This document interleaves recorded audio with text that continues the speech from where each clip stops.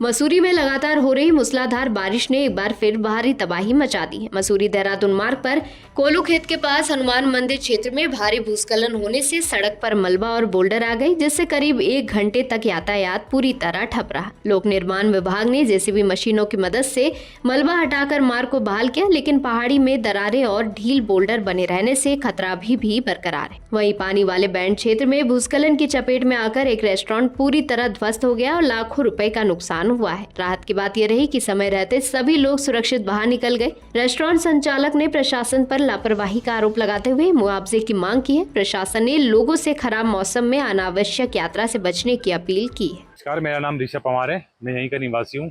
काफ़ी साल से मेरे पिताजी यहाँ पर जलपान गृह चला रहे थे, उसके बाद मैंने चलाया। पिछले साल भी देखा होगा आपने, यहाँ पर आपदा आई थी, उसमें भी ये क्षतिग्रस्त हो गया था। लगभग ये 6 महीने नहीं हुए। मैंने सरकार से इसमें रिटेनिंग वॉल की डिमांड करी थी, इसमें कुछ इसका पहाड़ का ट्रीटमेंट कर दिए, इसमें प्लांटेशन कर दिए, पर सरकार की तरफ से इसमें कोई भी सहायता का कुछ वो कदम आगे नहीं आया।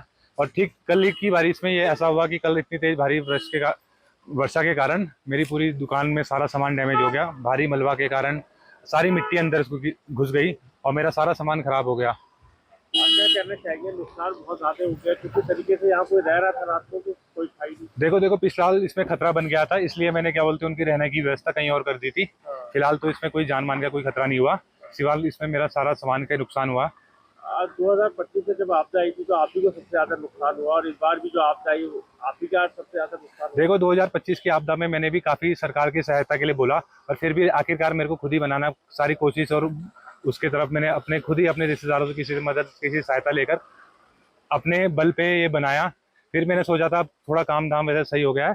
फिर इस बार मैंने सरकार से सहायता करी थी कि मैंने थोड़ी रिटेनिंग वॉल इसमें पुस्ते लग जाए, कुछ प्लांटेशन हो जाए ताकि पहाड़ ना गिरे, पर इसमें किसी ने नज़रअंदाज करके इसकी तरफ कोई ध्यान नहीं दिया, और ये कारण है इसका नुकसान हो गया मेरा सारा। अधिकारी कोई पहुंचा है क्या मौके पे? अभी आईजीएम सर आए थे, उन्होंने बोला है कि मैं अभी जेसीबी भेजता हूँ यहाँ से मलबा वगैरह हटाने की, पर अभी तक कोई वो नहीं है।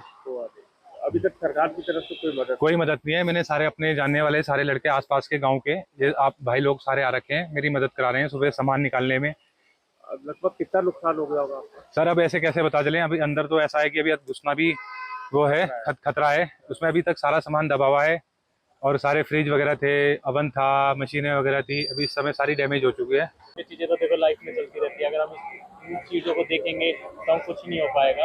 हमें तो खुशी है कि चलो गवर्नमेंट हमारे लिए कुछ काम कर रही है, सुविधाएं कर रही है। इसमें गलती हमारी है कि हम पहाड़ों को नुकसान कर रहे हैं, हम खुद उन चीज़ों को कर रहे हैं। अगर हम उस चीज़ को अगर हम तोड़ेंगे, पेड़ों को काटेंगे, करेंगे तो उससे हमें ही नुकसान होगा। गवर्नमेंट तो हमें रोज बोलती है कि आप अपनी चीज़ों का ध्यान रखें, पहाड़ों को ना काटें, गंदगी ना फैलाएं, चीज़ों को ना करें, पर हमें उन चीज़ों को, और हमें खुशी है कि तब भी गवर्नमेंट अपना हमारे सहयोग कर रही है। Government hand to hand JCB वगैरह, पुलिस प्रशासन वगैरह हमारी सहायता कर रही है, हमें गाइड कर रही है कि आप कैसे करिए, दूर रहिए थोड़ा इनसे।